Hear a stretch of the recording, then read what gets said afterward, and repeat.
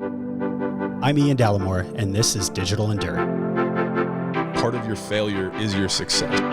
We're literally sitting in a shop full of NFTs. I'm excited about the future.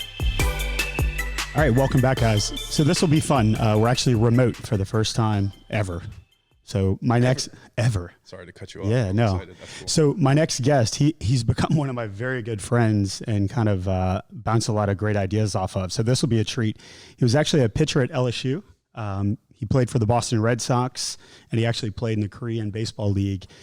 He's a sneakerhead, which if you listen to the podcast, it seems like I only select sneakerheads to be on the podcast.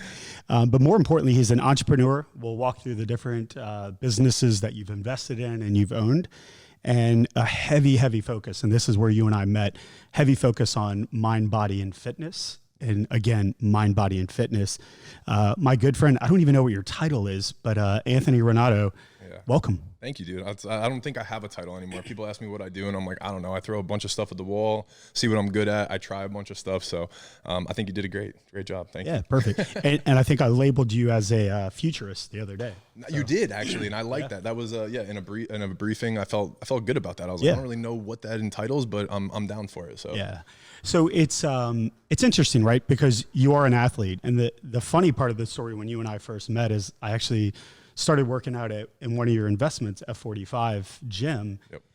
I didn't even know you were a baseball player, which my bad. Where everybody else in the gym's like fanboying over you. But the unique thing that brought me to you was kind of you as a person and who you are. And the athlete side is super cool. But talk to everybody a little bit about, your past as an athlete and your kind of journey to where you are today. Absolutely. I mean, and first of all, I like when people don't know that I'm an athlete, right? Yeah. I think a lot of people assume it, or they look at me and they're like, oh, I bet well, you are played. you are 6'7", so. Right, yeah. And I'd like to think I'm somewhat in shape, right? So yeah, if I'm a gym owner, but people are like, oh, you have to have played sports, right? And all that. So it's kind of been my identity for a long time. And it's something that I'm proud of, to talk about. It's something that has opened up doors and allowed me to do really cool things in my life. But I've really enjoyed and appreciated this kind of transition phase that I'm in going into the next phase. So as great as baseball and athletics were to me my whole life and growing up, 28 years of that, I'm really looking forward to the majority of my life, which is not going to be involved in sports. So, yeah. Yeah, and look, a lot of athletes, and I've been blessed to be around a lot of them. I was a Division II college basketball player. Those of you who know me personally, I had a Division I scholarship that I completely passed up for baseball. But you make your choices. Basketball's in life. Way more fun. We've talked about this before. Yeah, 100%. Yeah. But oftentimes you're right. These athletes get caught up so much in this mentality. And you and I, as the intro alluded to, the fitness. Yes, I don't want to say it's easy to get into fitness, but you as a person, your mental and who you are mentally and how you have those mental challenges, specifically being a pitcher in the major leagues, being a pitcher at one of the greatest college baseball programs in the country. Talk to us a little bit about that, because that's not easy, right? Because you're the guy, you're coming on the mound, and the mental toughness that you have, but also going back to just being an athlete, and then all of a sudden that chapter of your life ends. Yeah. Well, I mean, that's a great question, and I think it's something specific to athletes, but even more to baseball players too. And I'm sure there's some other sports that are similar, but baseball is a game of failure. You have to learn how to fail. Part of your failure is your success. So, I mean, a 300 hitter is a Hall of Famer, right? So this is the most easy example, which means 7 out of 10 times that person's going back to the dugout unsuccessful.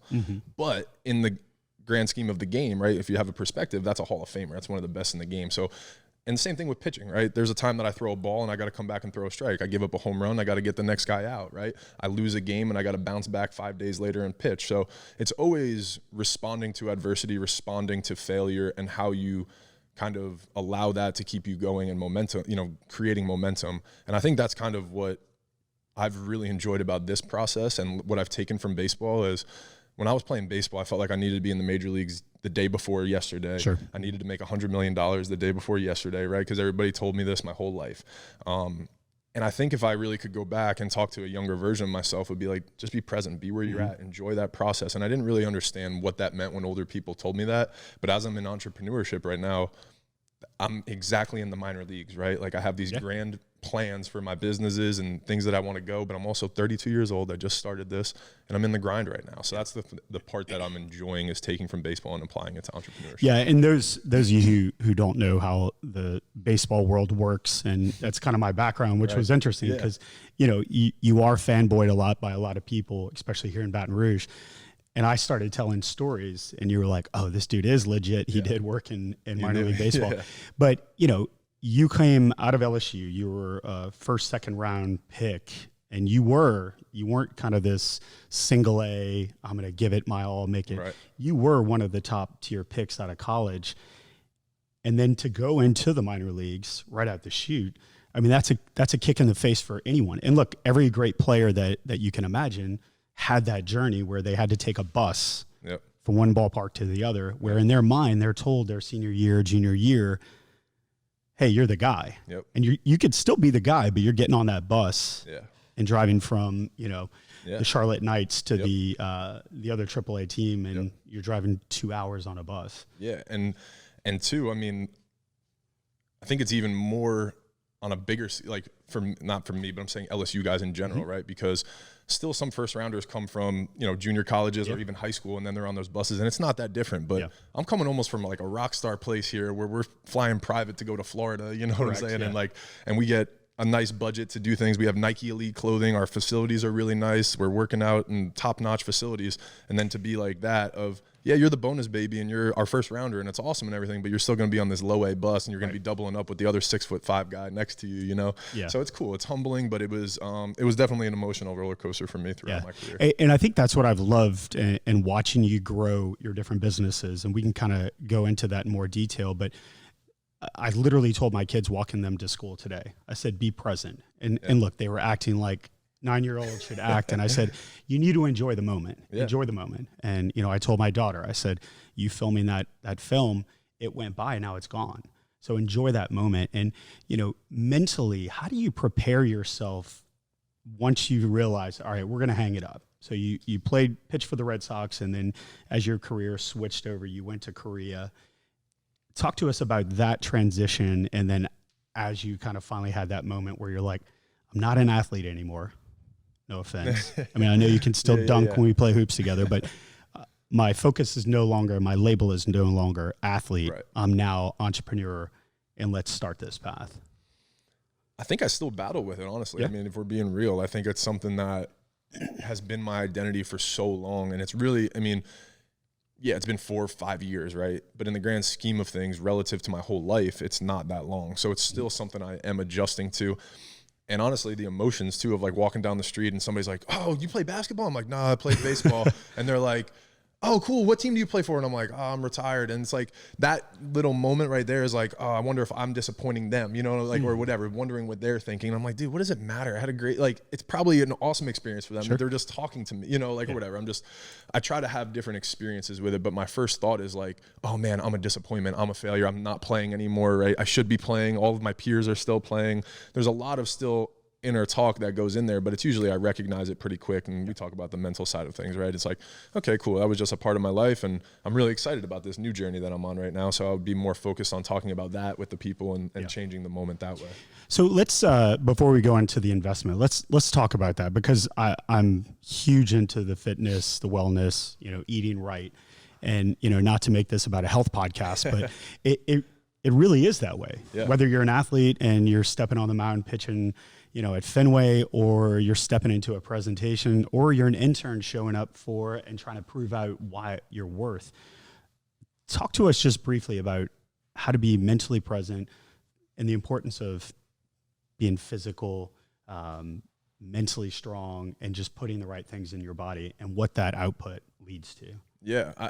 For me, everything starts with the brain, right? And so, and I say that because brain health to me is as important as any other part of your body. So, and that whether that's meditation or the food that you eat or the exercise that you do, to me, all of that has purpose. And that's honestly so that my brain is functioning properly. Yep. And what we know about the brain and all the things that are coming out in research, right, is this is the most enlightening part of human beings' consciousness and like the way we understand the brain, right? So regulating your emotions, decision-making, energy, all of that stems from the brain, right? So if your brain's not firing and you're not making those good decisions, then you're not operating your business right. You're not playing sports right. You're not playing at the highest level or performing at the highest level. So for me, everything that I do relates back to my brain health. So that way I can make the best decisions and try to be in the best state of mind to regulate and just, navigate life. Yeah.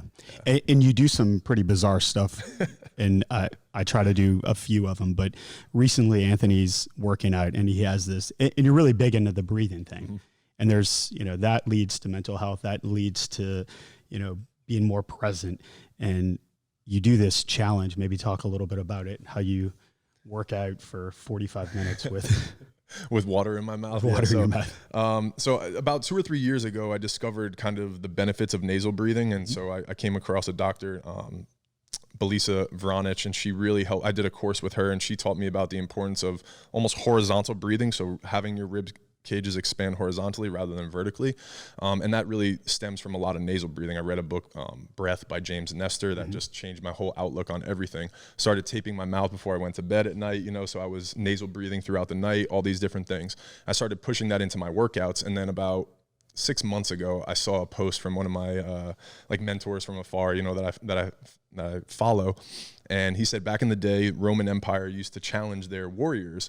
And so the emperor would kind of challenge all the warriors and say, here's a sip of water. Now I need you to run 26 miles, which was a marathon, and you're going to meet me at the next destination. And I want you to spit this water out when you get there.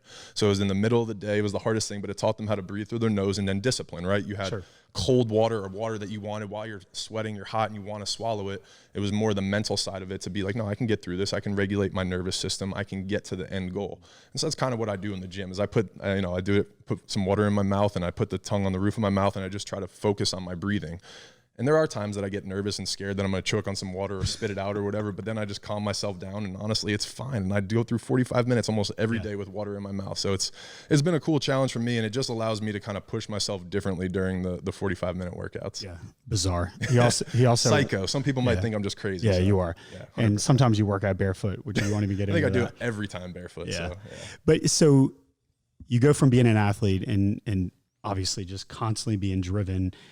And I don't want to say this in a negative light because you and I do have a lot of mutual friends that are former athletes, but it's so easy to be caught up in the recognition, as you'd mentioned, walking down the street. And again, you don't look like a baseball player because you should be a basketball player, your height and size. And the most unrecognizable athlete is Major League Baseball players because they look like people like me. Yeah.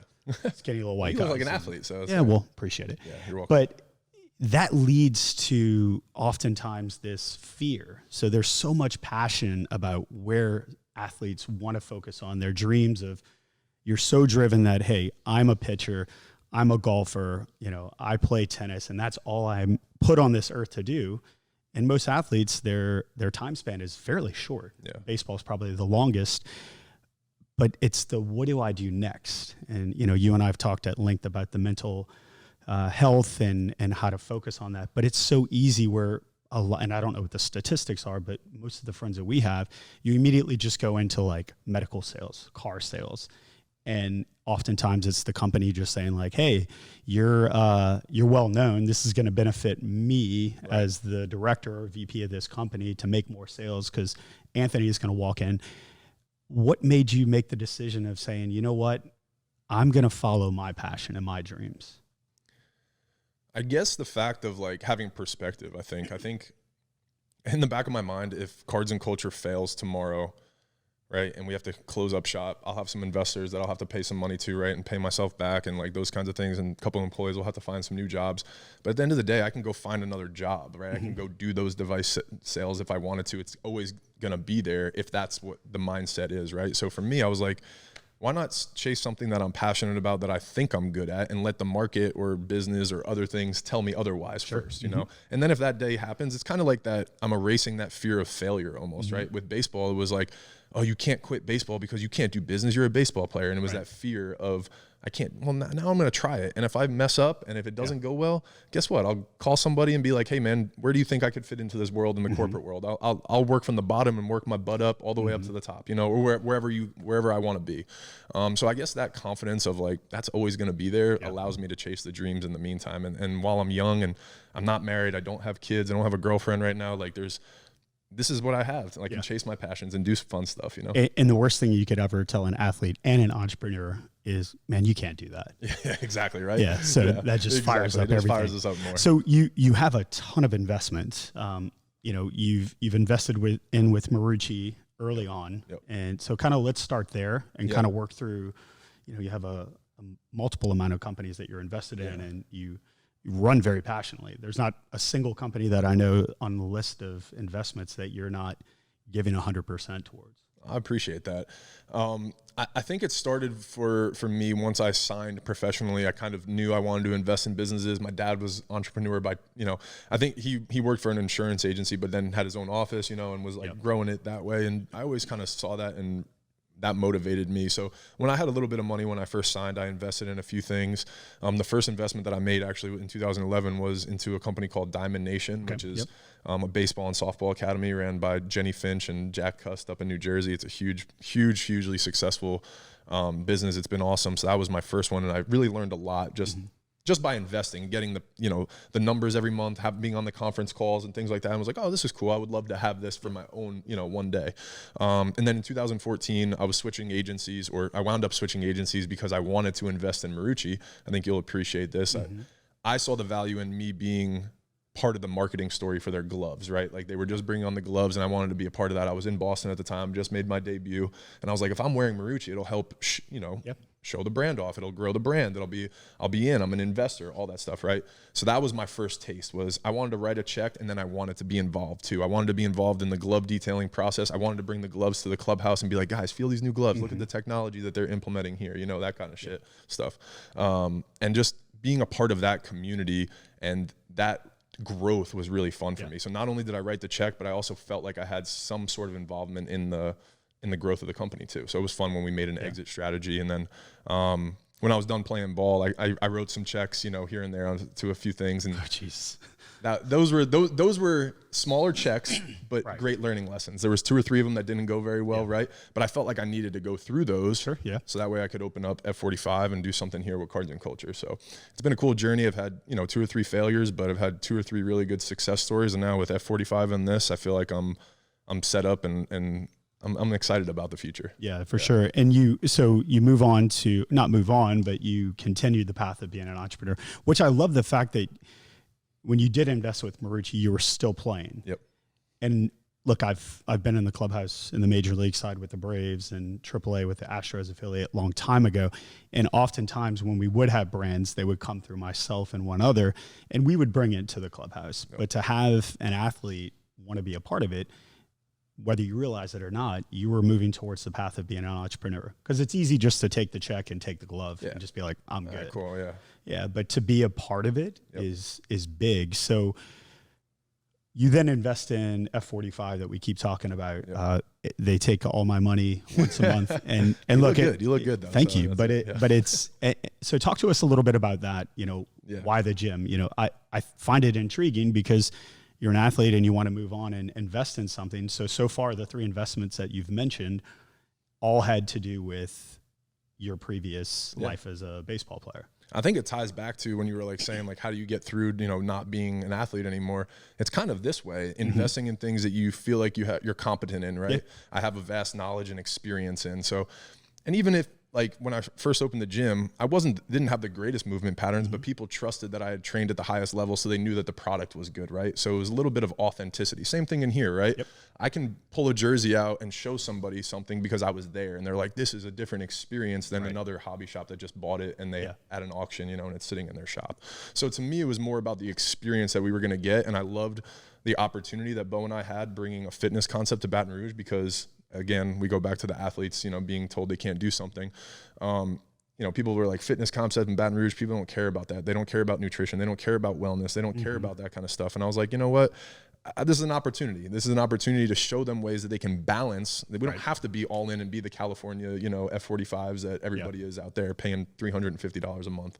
We can do it on our scale, do things fun, do it right, and just introduce things that we have had experience with throughout our life that have bettered our life. Yeah. So that was Bo and I's intention, was to build a community here that was focused around balance, but understood that fitness and wellness was an important part of that balance. Yeah.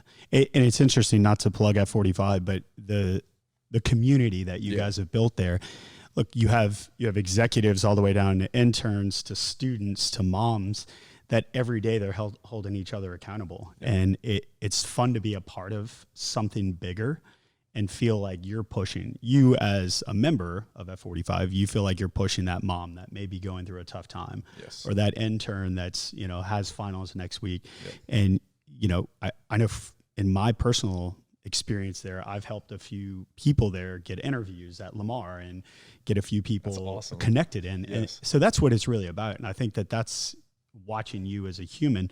That's one of the things that I've seen. You're not just a gym owner that just pushes people towards, you know, hey, better in your health and fitness. Right. You really are invested in those people in the community.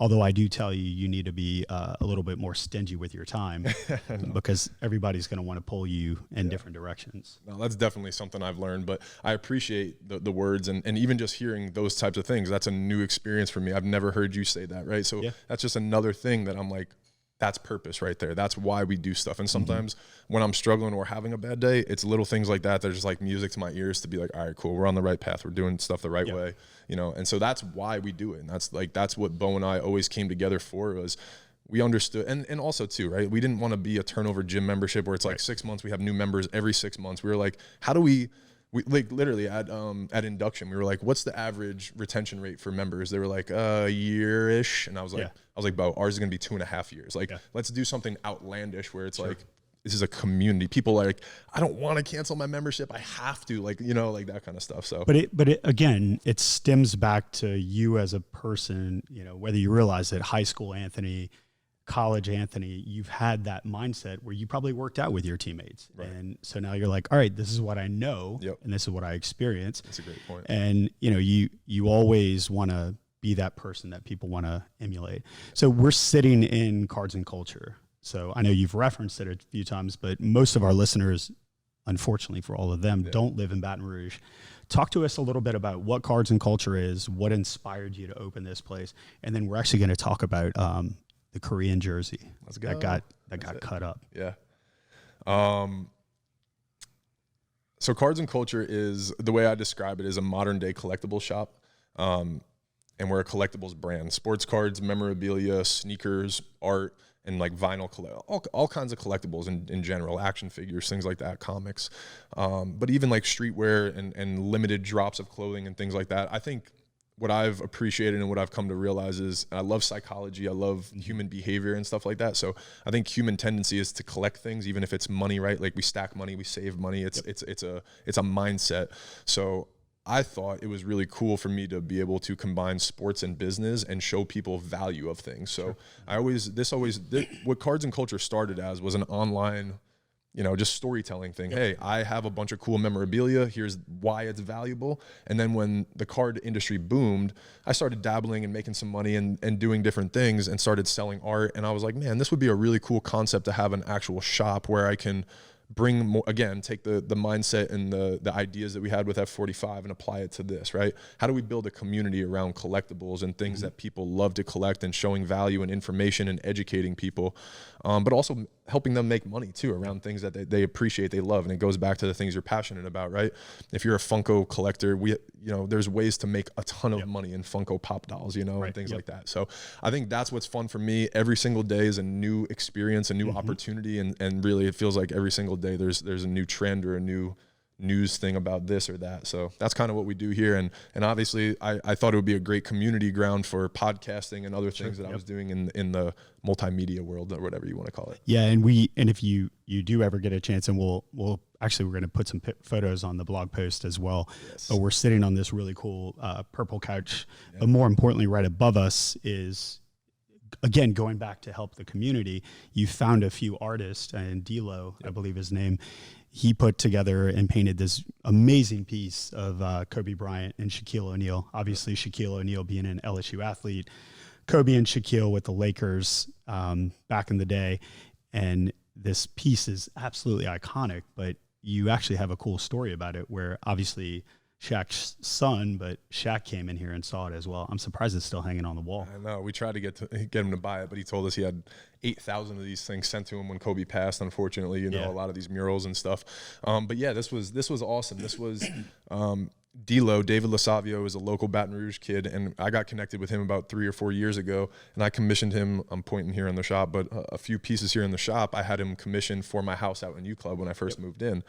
And then I just got to know him over the couple of years that I was buying art from him. And he introduced me to his older cousin, Jacob Zumo, who also is an artist. He was the one that kind of passed his knowledge down to David. He started in the pop culture scene, but now is more into sacred art and that kind of stuff.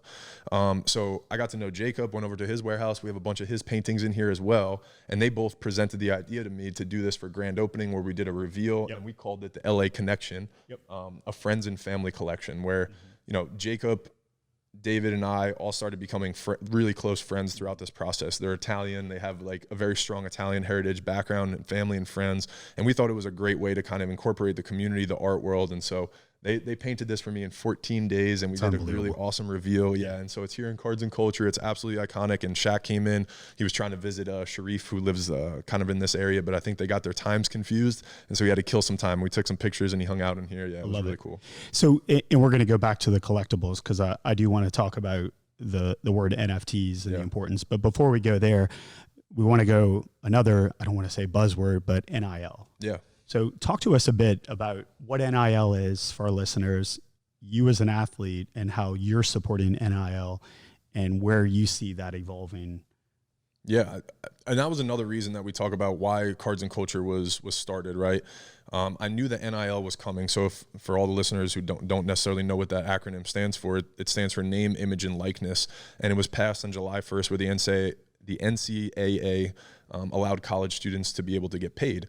Coincidentally, that was the day that I opened up my doors here. So I didn't think it was going to be that quick. I thought I would have about a year to kind of get settled in before some things were passed.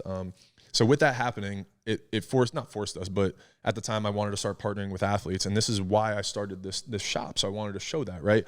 A part of this was, if I had these abilities, or the things that I've learned now 10, 15 years later, right? How can I incorporate that or teach this and instill this in younger athletes who have an opportunity to grow their brand and change the lives of their families, you know? Sure. And more importantly, most of these guys and girls are not going to play at the next level. So how do we capitalize on these 3, 4, 5 years that they're here in school and teach them things that will then last and be sustainable for the rest of their lives? Yeah, and just to go a little bit deeper in NIL, it allows athletes now to get financial compensation from brands. A lot of it's local. A lot of local brands sponsor different people, different athletes. And with that comes at a service, but they get to be a part of, you know, a photo shoot or their advertising campaign. But it is interesting, right? Because some of the top athletes are not, that are receiving NIL money aren't the ones that you think. Right. So this comes the question to you. They're being very savvy entrepreneurs at 18, 19, 20 years old in college.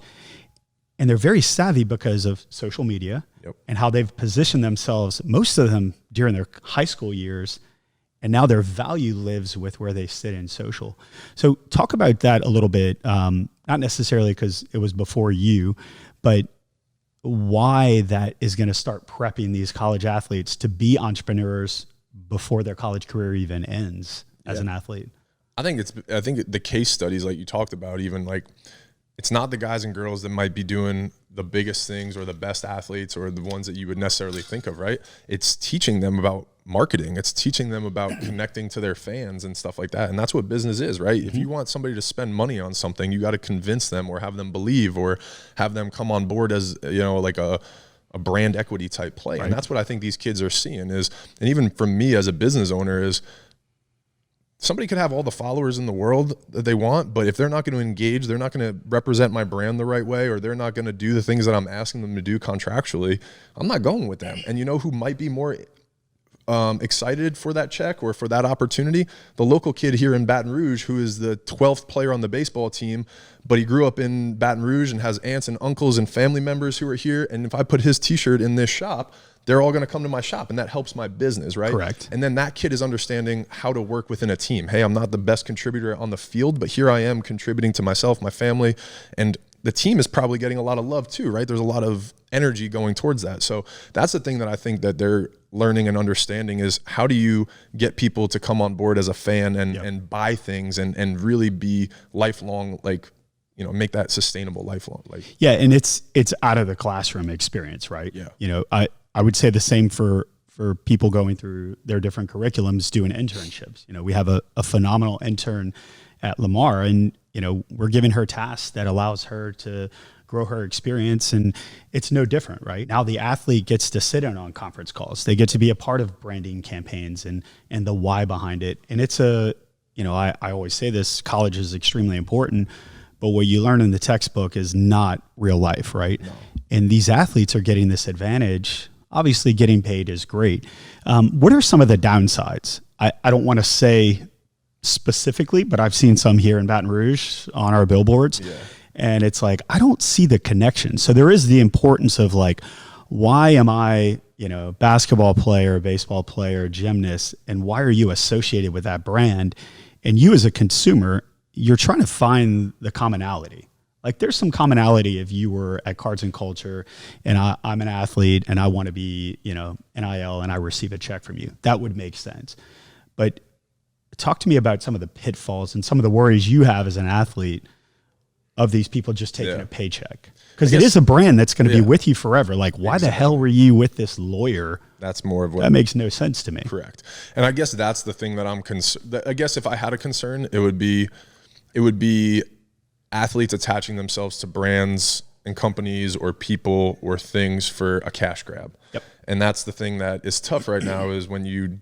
And it goes back to even what I said. There is a finite opportunity here, right? Amount of time that you might have. So you might feel like you want to take everything that you can, but at the same time, you don't know how that might play out 5 years from now, 10 years from now, right? If this executive or this person winds up doing stuff that's not aligned with you or your morals, your values. So that's the thing that concerns me, right? And greed is the other one. I think that there's, with anything, there becomes greed and its human tendency to exploit that a little bit. Mm-hmm. So I think that we'll eventually see how this plays out in recruiting. Yeah. I think that, you know, there will be funny money funneled into companies and things like that. Where duffel bags of money. Yes, exactly. Where you're paying guys and it's like, technically it's legal, but it's like, I don't know. So that's the thing that's concerning to me, but I'm sure, you know, like anything, we'll figure it out. But it is fun to watch, and I don't remember the guy's name, but the team that made it deep into the NCAA tournament, St. Peter's. Yeah. From New Jersey. From New Jersey. Let's go, Jersey City, baby. The dude with a mustache, and not to knock him, but Jesus, you would think that guy like scored 180 points against Kentucky. He had one good game, came off the bench, and now this guy is like NIL gold. Yep.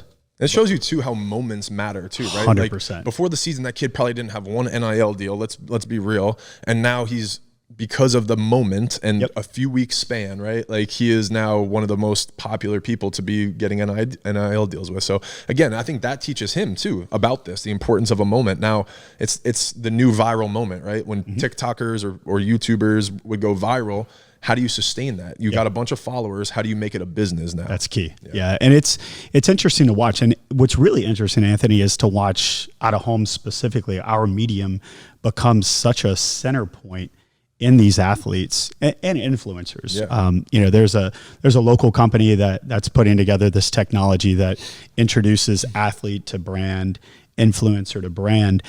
But it's interesting watching them utilize billboards as their brand, because the easy one is Instagram or TikTok or Snapchat. Hey, part of your contractual obligation is do this photo shoot, post 6 times on your Instagram page, tag us with our product or a part of our team, and that's it. Yeah. But now utilizing billboards is pretty fascinating because, you know, when brands look at buying, their first thought is social, online, CTV, and mobile. Right. But even around town here in Baton Rouge, even in New York, LA, you're beginning to see these like top tier athletes appear on billboards, and we'll post a handful of those as well. And that's pretty cool, right? I think it's awesome. And I think, like I said, it's opportunities for the athletes to experience things that they wouldn't have experienced until they were at the next level too, right? Or would never experience because they didn't get to that next level. Right. So to me, I think we're teaching kids at a younger, it's just like human like evolution and stuff like that. They're going to learn things at a younger age and just be more prepared to do cool stuff in the world. But like I said, like I hope that they take the lessons from all of this and apply it and don't just think that it's going to last forever. Yeah, I played Division II basketball. If I had an NIL deal, I would capture every cash grab. Just kidding. What would have been your best on an NIL deal? Oh God, I don't know. Where'd you eat the most lunch? Yeah, probably where I would eat, lunch, like a sushi place, or a sneaker shop. I'd definitely sign a deal. Can we sign a deal right here, right now? Yeah, we could definitely figure something out. I'm an influencer. Yeah, exactly. How would, to kind of conclude this, and I want to move on to NFTs because you made a great point about capturing the moment, and I believe that that's what NFTs are. But before we move on to that, back to you, what do you think your entrepreneurship would look like had you had this NIL? I don't know. I want to say that it would have helped my career, but I don't know. Maybe like, and the thing that's why I'm so adamant about this to kids is I don't think anybody could have told me something at 21 years old or 20 years old unless it was my sports agent, right? Yep. Like that would have, I don't know. I would have been, I don't know. I think I would have made a lot of money, but I don't think I would have, this is just me being real. At 20 years old, 21 years old, I don't think I would have had the wherewithal to connect with people the way that I'm trying to show kids that they should. So I think that's what I'm passionate about with this side of things. And it's exciting. I don't know. I think I would have had some fun with it though. Yeah, for sure. What would your NIL deal be? Inga's would have been my number one. I would have literally been like, you don't have to give me any money. Just give me free sandwiches every day. And I'll be fine. I'll talk about it. I'll post about it. And Inga's is a local sandwich shop. Local sandwich shop here. That's all I need. Ridiculous. But also, it was a different time with me too, right? There was only Facebook. I didn't have Twitter. I didn't have Instagram. I didn't have TikTok. So it was like, and I didn't really use Facebook. You can only have 5,000 people request you at a time. Like, or like have a certain amount of friends at a time. That's adorable. I've never had over 5,000 people want to follow me on anything. Well, it was like the reason we knew that is because we went to the World Series. All of our inboxes were just full. It was like nobody could request you anymore because like you can only have 5,000 requests and you can only accept as many at a time or whatever. So, but that was our equivalent of the viral moment, right? Like we didn't have anything else. We didn't have Twitter. I think Twitter came out in 2009 after we won. Yep. And I was like, this is stupid. We're like, we just didn't understand it. So it was a different world. It would have been completely different, but it would have been interesting. So NFTs, non-fungible tokens, that's been a buzzword that's popped up a bunch in our space, in the out-of-home industry and just the advertising industry as a whole. And, that in the metaverse, we're not going to talk about metaverse today. But NFTs, so we're literally sitting in a shop full of NFTs. First off, define NFTs for our listeners and what it means for brands, what it means for the future. Yeah, so NFTs it's a technology on the blockchain. So the blockchain is just a series of codes of a website. So that way there's a ledger of information that is decentralized. There's not somebody running it. There's not somebody in charge of it or having power over it. It's literally computing numbers and the computer is running basically the websites and stuff. And an NFT is a layer on top of that technology, which is just a verification of an item basically. And so when you say there's NFTs around here, we have physical items, but what would make it an NFT would be the digital representation of that, and it's verified on the blockchain. So I guess that would be the easiest way to describe it. Yeah, no, that's perfect. And from a collectible standpoint, you see these massive brands, especially from the cards side of the collection. A lot of them are moving towards NFTs. Yes, you can own the physical one of that or one of 500, but owning that NFT of that product is interesting. Yeah. You and I have talked about a handful of athletes, Astros former LSU baseball player, Alex Bregman, and how he's been NFTing his bat that he uses during the World Series or certain cleats or certain gloves. Talk about what that means as an athlete specifically, and from a collectible standpoint, where NFTs sit. Yeah, I think this is just NFT technology is going to be the epitome of like human evolution. So I think the technology is what's here to stay. I think the way that we're using it and exchanging it right now is similar to when Instagram came out and we were like, look at this cool filter that we could put on a photo, right? But now we use Instagram completely different. It was the technology that we were addicted to, or that we became addicted to, right? And that like governs our behavior. In the same way that people want a blue check because that gives them some sort of social status, or you post a picture on something, right?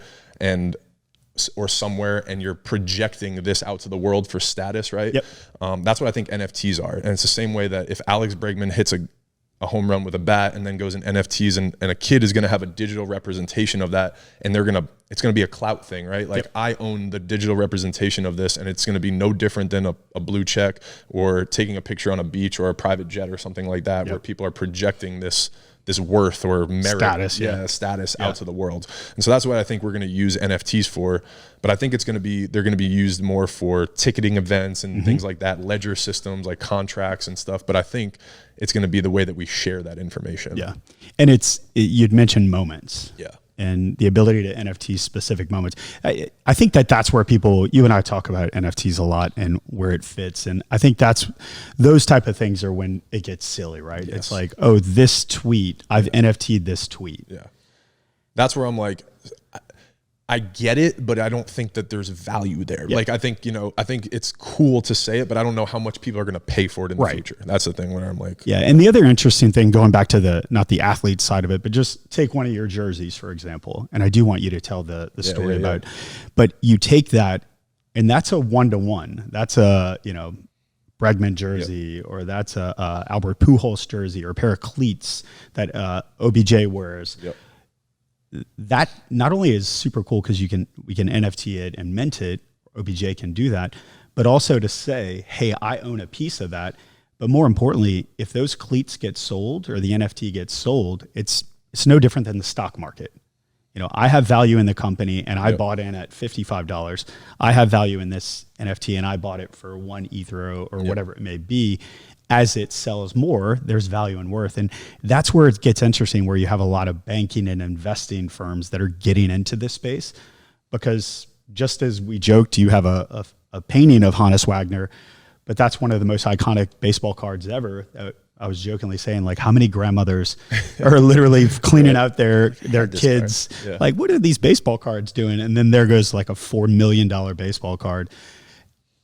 To have that in a digital wallet becomes yours forever. And I've seen a lot of memes where it's like, here's this NFT and you open your wallet up and you're like, this is who I am. Right. And you own, but that's kind of the way that humans interact and they communicate, right? You're communicating. I mean, it's no different than I put these shoes on. I bought these shoes. I spent $400, $500 on these shoes because of what it represents, right? Yep. And it's the same thing as these digital NFTs. And they're going to be like, I bought this because it represents access to this club. Or I bought this NFT because it certifies that I hold $1 million in diamonds with this big diamond company. Or here's an NFT representing my Rolex collection that's housed at Rolex headquarters, but here are all my digital representation, ownership from Rolex. Right. Yep. And I'm going to show you, oh, you collect Rolexes too? Here's my portfolio. What's your portfolio? Yep. Like that kind of stuff. So I just think it's a new way to communicate the things that we buy, sell, and trade. Where do you think, without giving away too many secrets, because I know you and I are working together with some cool concepts with out-of-home and NFTs, but where do you see brands that are advertising playing the NFT space? Creating better experiences for their people that they're selling things to. So I think it becomes Gary Vee says this all the time, and I know he's big into NFTs, but he's like, today we are seeing with NFT technology, it's collectability with a hint of utility, but in the future, it's utility with a hint of collectability. Yep. So I think for brands and businesses in the advertising space, if you guys are asking them to spend, X amount or whatever, you're creating a better experience around that whole advertising thing. So they're going to get traditional advertising stuff plus this X, Y, and Z experience, plus now this NFT and digital representation that could be a collectible and you can make royalties on in the future. Yeah. But adding that value to yeah, and we'll add this to the blog post, but Gary Vee does a great job of NFTs 101, and he kind of teaches you. And, you talk about utilities. You can now pay certain ethers to get Gary Vee to play Uno with him. Right. Claire, our producer, and I, we looked into getting Gary Vee on the podcast, and we were like, oh, this is super cool. And then we're like, $40,000 or however many ethers that is. So we hard pass on that, which is but if somebody else wants that in the future, then maybe the 40,000 is worth 80,000 if Gary keeps doing his thing, right? So that's the sell of NFTs, I guess, is maybe you get what you want, but then if you hold it for another year or two and you go to the event next year, you might be like, dude, I just did the podcast with Gary. I'll sell it to you for 50 grand. You know what I'm saying? Yeah, this is what we got from it. Boom, boom, boom. And I think that the utility is the key, right? And I think that's where we're experimenting. Lamar, Colossal, playing with you and your futurist background. That's what I implore the industry to do, is to approach brands, see how the experience, how the process, how something physical like a billboard is there one day, whether it's a wall paint, which is very, in depth and detailed, and it already is an Instagrammable moment, eventually that wall is getting a white paint over it and it's gone. Yep. So how do we make that? How do we take our billboards on Sunset Boulevard with celebrities that are taking photos in front of their own faces? You know, how do we make those moments NFTs? And then more importantly, what you're alluding to is the utility side of it. How do we make this all a part of not just, hey, we're just doing it because to do it, but to have a reason behind it, to have that brand continue its conversation beyond just a billboard or just a wallscape. Right. That's exactly it. And I think a lot of this stuff is we haven't even conceptualized a lot of the possibilities here. And that's why I challenge people that are a little older like us, or a little even older than us, that are like, I don't get it. I just don't get it. It's like when we were younger and we were trying to explain MySpace, AOL, or whatever it was, your version of it, right, to your parents. They just didn't get it. They didn't understand it. And it's because your brain, you know, can't conceptualize that. And that's what I think is we got to challenge ourselves to understand our youth and what they've been absorbing for the last 5, 10, 15 years and how that's going to play out when they're 20, 30, 40, 50 years old, because that's coming. Yeah. And as we wrap up the podcast, I'm going to get you to tell the story real fast. But as we wrap it up, I think that's everything that we do is we encourage all of our listeners is to constantly ask the question why, constantly innovate. The way, you know, I tell my team all the time, the way things are today are not the way that they need to be tomorrow. Right. And that's the definition of innovation. Love that. So never stay static. And I think that that's the key, right? Yeah. Test and learn. All right. So let's end the podcast with you telling the story, because I think this is an NFT moment. You're talking about the slicing? Scissor, yeah. So it was a really cool story. When I got traded from the Rangers to the White Sox, and I got sent to AAA. So when I got called up to the big leagues with Chicago, my manager in AAA called me into the office and was like, hey man, just hang out here. Don't go out and do stretch and everything today because you're probably going to get called up, but we're not 100% sure. And I was like, what does that mean? So I had to just sit in the office for 45 minutes. I'm just sitting there on my phone. Can't tell anybody anything, you know, like just sitting there. So he comes back in. He's like, all right, man, yeah, you're going to go up. He's like, but just don't say anything to anybody yet, because the news hasn't broke yet. And I was like, this is so weird. What is going on? He's like, I just want to let you know there's some stuff going on at the top level that is really messed up and we haven't experienced before. And I was like, all right, great. So I'm going to pack my locker, and I get back to the hotel and I'm showering. And I get the news, Chris Sale's suspended for cutting up jerseys. And I was like, oh, okay, that's adding up. Now I know why I'm going called up, right? So they needed an extra body. So I get called up and everything. And so what happened was Chris Sale, he was the ace pitcher for the White Sox. In the spring training, he told the clubby, hey, look, I'm not pitching in this retro jersey that we do every year. I pitched in it last year. I hate it. It's uncomfortable. So if my day comes, do not put it in my locker. I swear to God, I'll cut them up.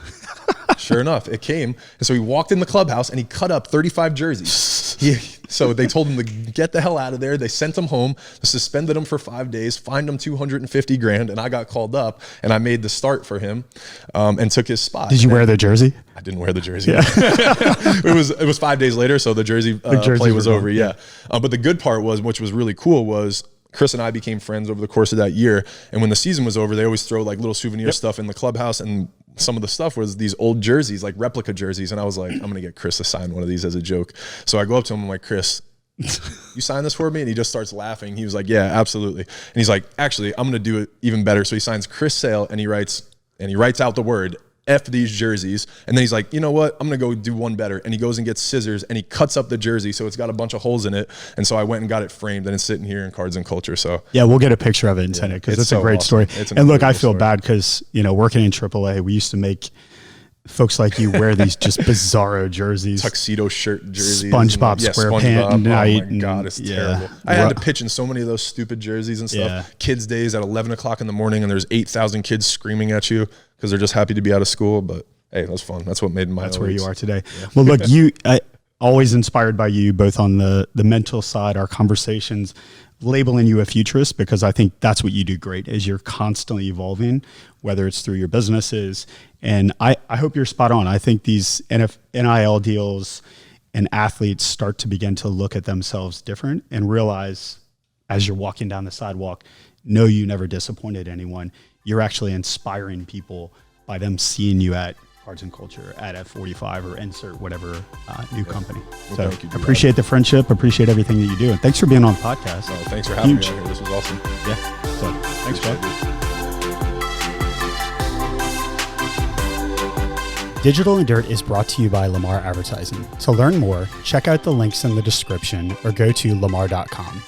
If you enjoyed this podcast, make sure to subscribe, rate, and review on Spotify, Apple, or other platforms where podcasts are found. Thanks for listening.